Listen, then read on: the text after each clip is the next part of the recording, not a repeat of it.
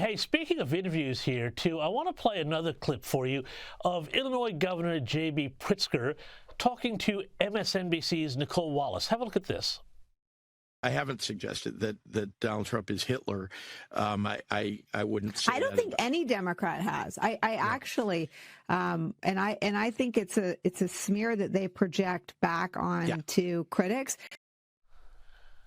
But here's a little bit of a long list of examples of Democrats doing exactly that.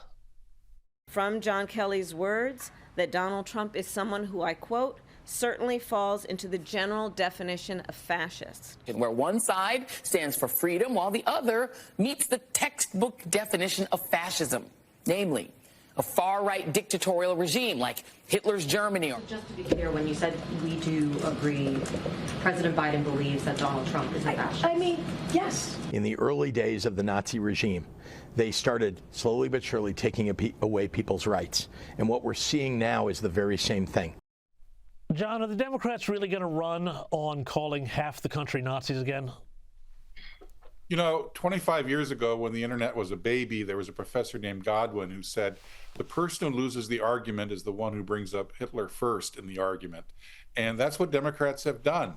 And the problem is, to use another analogy, they're descending even further, and they're practicing what Joseph Goebbels called the big lie.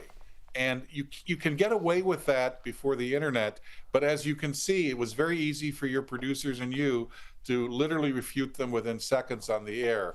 I think they're trapped, and frankly, they sound as if they don't have any arguments other than name calling. Well, yeah, no, I think that's right. We've seen an awful lot of that here. But speaking of name calling, too, White House Press Secretary Karine Jean-Pierre, remember her?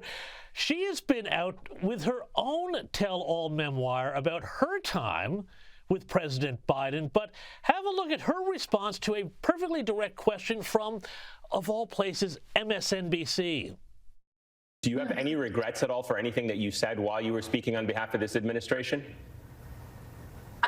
Look, it's a simple yes or no. You don't even know. No, because you're asking for a yes or no question. I want to put some context to it too. I woke up every day. I woke up every day very proud to be the White House press secretary. I woke up every day as a Black woman who is queer, who no one had ever seen someone like me at that podium standing behind that lectern.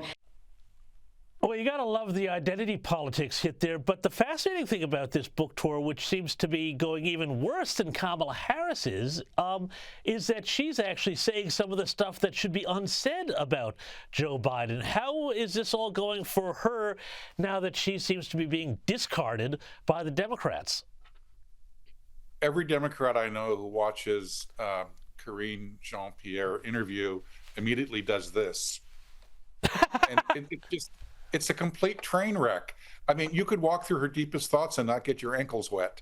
It's pathetic. And the fact is, this is a perfect reason why we're deconstructing and getting rid of DEI, because the country has to run on merit. And despite whatever identities that she wants to project to the American people, she clearly was the worst press secretary in modern American history. And we just have to learn lessons from that.